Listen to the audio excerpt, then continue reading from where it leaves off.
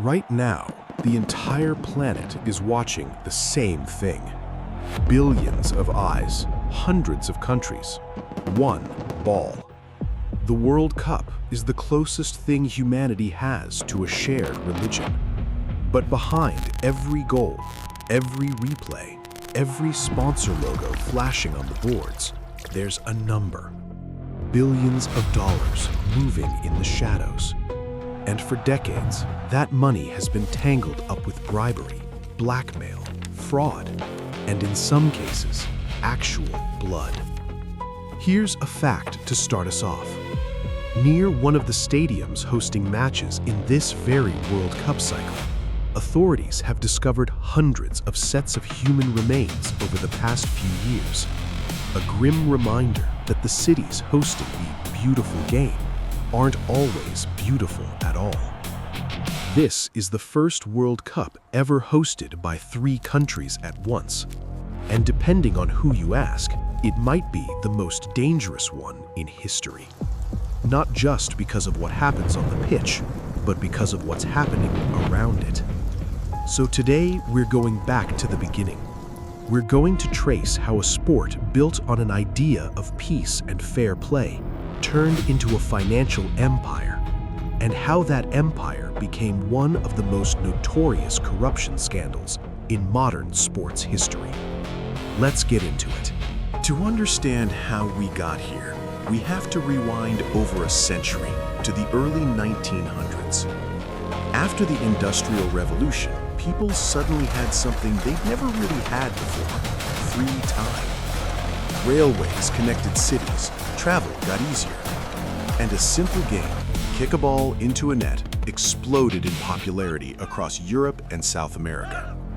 It required no expensive equipment, no shared language, just open space and enthusiasm. At the time, the biggest stage for football was the Olympic tournament, but the Olympic movement ran on a strict principle: amateurism. The idea was that athletes competed purely for love of the sport, not money. If you were paid to play, you were banned from competing. In reality, this rule was a joke almost everywhere. Countries quietly paid their best players under the table to keep them from turning fully professional and losing Olympic eligibility. Everyone knew it, nobody admitted it. It was an open secret dressed up as a code of honor. This is where our central organization enters the story, the International Federation of Association Football, founded in 1904. Its original purpose was almost boring by comparison to what it would become. Football was exploding in popularity, but every country played by slightly different rules. There was no global standard, so a need emerged for one governing body to unify the rulebook, organize international matches, and eventually sanction official tournaments. In its early years, this federation was registered as a non-profit organization. It still is, technically, to this very day. But non-profit and broke are 2 very different things, and it didn't take long for ambition to creep in. For years, the Federation treated the Olympic football tournament as the de facto world championship, but leadership increasingly resented playing second fiddle to the Olympic Committee.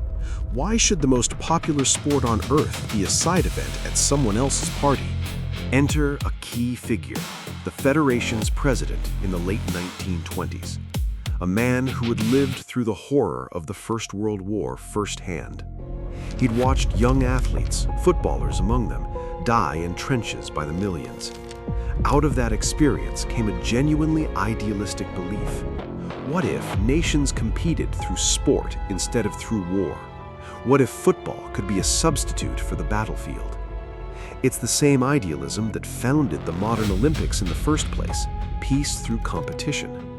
Looking at the world today, you might find the irony almost unbearable, but at the time, the vision was sincere and arguably noble. In 1928, at a Federation Congress in Amsterdam, a historic vote took place. Should there be an independent World Cup, separate from the Olympics? 25 countries voted yes, 5 voted no. And just like that, the idea of a standalone World Cup was born. The first edition was scheduled for 1930, But almost immediately, a new and permanent conflict emerged, one that has shaped the tournament ever since. Who gets to host it? Several European nations lobbied hard: the Netherlands, Sweden, Italy. But the inaugural tournament went to Uruguay instead. Why? Because Uruguay had just won back-to-back Olympic gold medals in football and had the credibility to prove it. More importantly, the Uruguayan government made an offer no federation could refuse. They would cover all travel costs for every participating nation, cover their accommodation, and split any tournament profits with the federation. Heads, they win a partner; tails, they lose nothing. The federation said yes, and in that single financial arrangement, you can already see the blueprint for everything that came after. Host nations buying influence, money determining outcomes, and a governing body learning that hosting rights could be leveraged for far more than ticket sales. Uruguay hosted the first World Cup in 1930 and won it. Italy hosted in 1934, France in 1938, then a 12-year gap because the world was busy fighting the deadliest war in human history. The tournament returned in 1950, hosted by Brazil. And it's in the years right after that, quietly, almost invisibly, that everything started to change. Picture being a football fan in the 1930s or 40s. If you didn't live in the host country and you couldn't afford a transatlantic ship ticket, your experience of the World Cup was a newspaper headline the next morning. That was it. No live footage, no instant replays, just box scores and second-hand reports.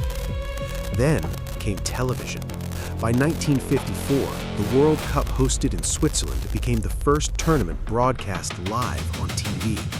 It's hard to overstate how big a shift this was. Suddenly, the sport and the screen were permanently linked. Television sales were even tracked alongside football's growing audience. And here's a number that puts everything in perspective. The broadcasting rights for that early World Cup sold for roughly $2,500. Even adjusted for inflation, that's a laughably small figure by today's standards. Today, broadcast rights alone are worth billions.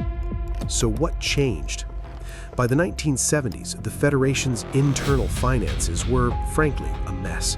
A new president took charge in 1974 and reportedly discovered an organization run more like a small regional club than the steward of the world's most popular sport, operating with almost nothing in reserve. This is where three names become essential to the story. The new president had the authority to reshape the organization from the top, and alongside him stood the heir to a major sportswear empire, a man with deep industry connections and serious capital, plus a marketing strategist with a simple, radical idea. That idea: if the entire planet is already obsessed with this tournament, why not package and sell every single piece of it? Up to that point, individual national teams had sponsorship deals, but nobody had thought to sell sponsorship of the tournament itself as a unified global product. So, the heir to that sportswear empire, the new Federation president, and the marketing strategist formed an alliance. Together, they pitched corporations on becoming official partners of the World Cup, not just a team, but the entire global event. And companies said yes immediately, paying enormous sums just to be associated with a tournament that was, by recent counts, watched by upward of 5 billion people worldwide. That sportswear company became an official partner. A major beverage brand followed soon after, and just like that, the floodgates opened. Sponsorship money started pouring into the Federation at a scale nobody had planned for. But the sportswear heir didn't stop there. In 1982, he co-founded a sports marketing agency that would go on to manage broadcasting and sponsorship deals for the tournament. That same agency would later become absolutely central to the corruption scandals we're about to discuss. Think of the World Cup from this point forward as a gold mine, and think of that marketing agency as the company that controlled the drilling rights. Once the money started flowing, the tournament could only grow. It expanded from 13 participating teams to 16 to 24 to 32, and now to 48 in the current cycle. Every additional team means new broadcast packages, new sponsorship inventory, new fan bases to monetize. And unlike a normal business with monthly or quarterly revenue, the Federation runs on a 4-year cycle. The peak of their revenue curve hits during the World Cup itself, but the years leading up to it are when all the real deal-making happens. Broadcast contracts, sponsorship agreements, marketing partnerships, all negotiated years in advance for a payoff that lasts about a month. To put the scale in perspective, at the very first World Cup in 1930, almost all the Federation's revenue came from ticket sales at the gate and modest membership dues from national associations. By the 2018-2022 cycle, the Federation reported revenues north of $7.5 billion. Roughly $4 billion of that came from broadcasting rights alone for the tournament hosted in Qatar, with projections suggesting future tournaments could push that number past $6 billion. Official partnerships typically run between $150 and $200 million for a full 4-year cycle. Brands don't just sponsor anymore. They build entire ad campaigns around the tournament, sometimes generating hundreds of millions of dollars in media value from a single viral campaign. The World Cup stopped being a sporting event a long time ago. It became a financial and geopolitical instrument. Hosting it can reshape how the entire planet perceives a country. It can be used to boost an economy, launder a national reputation, or, as we'll get into, provide cover for some genuinely ugly business.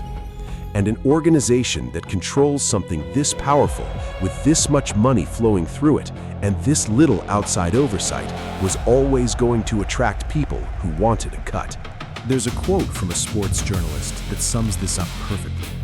Being shocked that there's corruption inside this federation is like jumping into a swimming pool and being shocked that you got wet. Let's start with that marketing agency we mentioned, the one co-founded by the sportswear heir controlling broadcasting and sponsorship rights. For years, people noticed something odd. The agency's contracts kept renewing year after year with suspiciously little competition or transparency. Money was moving through unclear channels. Nobody outside a small circle really knew what was happening inside those deals. In the early 2000s, that marketing agency collapsed into bankruptcy.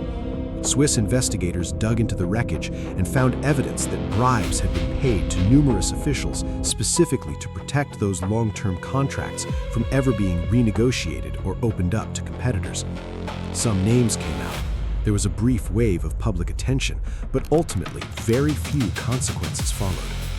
Looking back, it was really just the first domino, and at the time, almost nobody realized it had fallen. The tax auditor who started an earthquake.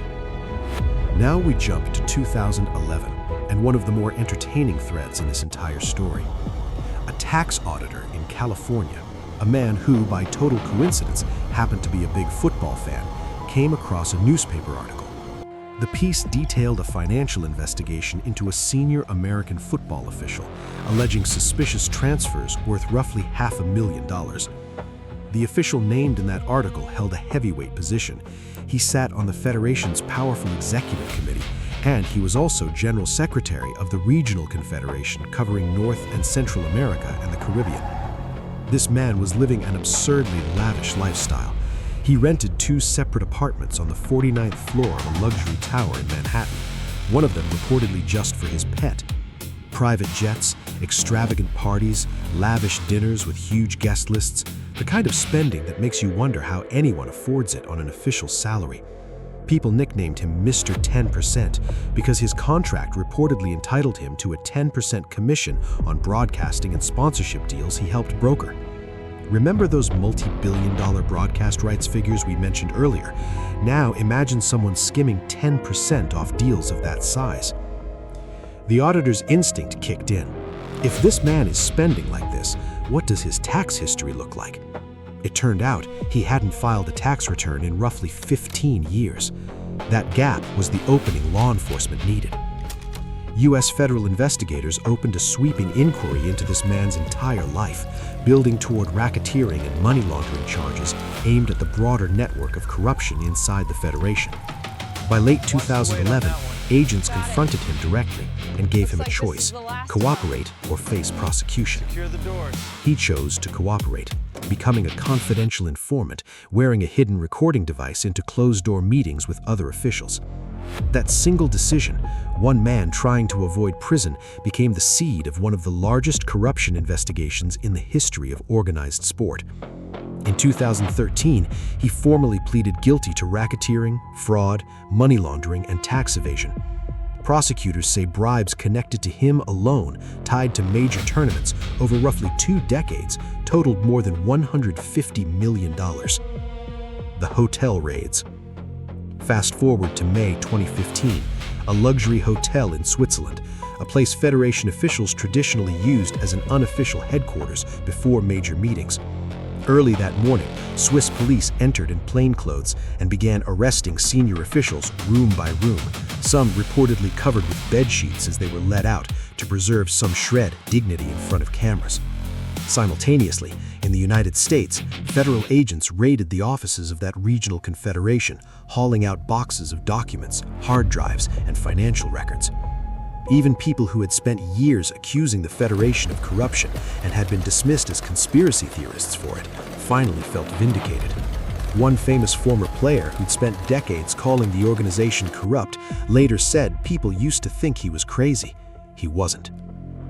Estimates of the total amount stolen across this scandal vary, but many investigators put the figure north of $200 million. And if you account for inflation and lost investment potential, some analysts argue the true economic damage exceeds $300 to $400 million, since the bribery occurred mostly through the 1990s and 2000s. And that's likely a conservative estimate. Every bribe paid to secure a broadcasting deal meant fewer competing bidders, which meant lower prices, which meant the Federation itself lost out on additional revenue it could have collected through a fair, competitive process. To put $200 million into perspective, that amount could have fully funded a 4-year youth development program across 24 countries, training young players, coaches, and grassroots infrastructure. It's roughly double what was spent globally on women's football development over a 6-year span in the same era. It's enough to have built hundreds of community football pitches around the world. Instead, it went into private pockets. No story about football corruption is complete without addressing the man who served as Federation president for 17 years, presiding directly over much of what we've just described. He took over the presidency in the late 1990s. Years later, officials would allege that votes during that leadership race had effectively been purchased, with reports suggesting 6-figure sums changing hands to swing support away from his European rival. Before becoming president himself, he had been the right-hand man to his predecessor, the same one who found the organization in financial disarray in the 1970s. That long apprenticeship let him quietly build relationships and loyalty throughout the organization for years before taking the top job. And during that period, when the marketing agency bribery scandal first surfaced, he somehow always emerged from every investigation untouched. Even as scandal swirled around people close to him. Once he became president in 1998, one of his first major moves was creating a development program that distributed hundreds of millions of dollars in grants to smaller, poorer national federations around the world, ostensibly to build infrastructure and grow the game globally. Here's the punchline. That same charitable program is widely seen as the actual mechanism that kept him in power for 17 straight years. Why? Because of one simple rule in the Federation's voting structure. Every member country gets exactly 1 vote for president, regardless of size. A tiny island nation's vote counts exactly the same as a football powerhouse's vote. By funneling development money to smaller federations that desperately needed it, he built a loyal voting bloc that virtually guaranteed his re-election, term after term. His personal method of enrichment was reportedly more sophisticated than simple under-the-table bribes. Investigators allege he and a close ally, the Federation's finance chief at the time, approved enormous personal bonuses for themselves and a colleague, reportedly totaling around $80 million paid directly from Federation funds. Throughout his presidency, internal investigations into wrongdoing routinely went nowhere. Whatever threatened the Federation's reputation tended to quietly disappear. He used the full weight of the organization to protect his own position and interests. And in one of the most almost comical footnotes to this entire saga, just 2 days after the dramatic hotel raids and arrests in 2015, he won re-election to another term as president. That's the level of entrenched power we're talking about. Though he ultimately faced an 8-year ban from football activity by the Federation's own ethics body, he was never criminally convicted on the core corruption charges. He was acquitted in a separate Swiss case related to a specific suspicious payment. So here's a fair question, and one that comes up constantly. With this much money, this much secrecy, and this much proven corruption, could match outcomes themselves be manipulated, the way some people jokingly compare it to scripted entertainment wrestling? The honest answer is almost certainly not at the scale people imagine, and here's why. Think about the sheer number of people who'd need to be in on it. Players, coaches, referees, federation staff across decades, without a single credible leak. Compare that to how relatively easy it was for one disgruntled tax auditor to unravel a real bribery network through nothing more than unpaid taxes. Conspiracies that large simply don't survive contact with that many human beings for that long. There's also enormous external scrutiny, specifically because of the global sports betting market tied to these tournaments.